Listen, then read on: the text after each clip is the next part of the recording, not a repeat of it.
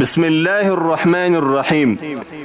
یو ورور پیغام راستولی دی او ویلی دی چې په سختو مشکلاتو کې یم، چې کله د یو مشکل څخه خلاصم بل مشکل می مخ ته راسي، چې هغه مشکل خلاصیږي نور مشکلات او تکلیفونه راته راځي. همیشه په قسم قسم مصیبتو او تکلیفو باندې اخته یم.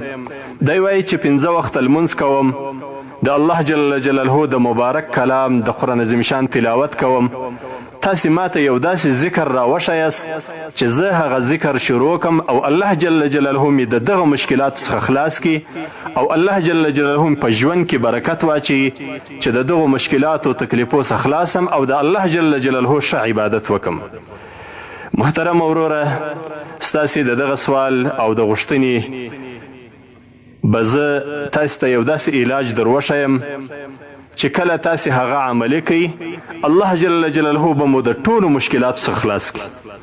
تاسې کوشش وکړئ چې ذکر ډیر کوئ.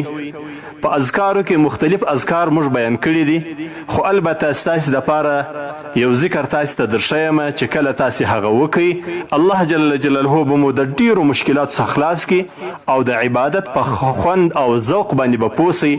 په زړه باندې به مو خوشحالي راسي، دماغ به مو خوشحاله سي. تاسې د الله جل جلاله 2 مبارک اسماء یا حی یا قیوم دا ذکر ډیر کوي. یا حی یا قیوم کم از کم در هر لمانځه وروسته سلسل واري وایست، او که چیرې در هر لمانځه وروسته سلسل واري نسئ ویلی د ورځې 500 واري دغه ذکر کوئ.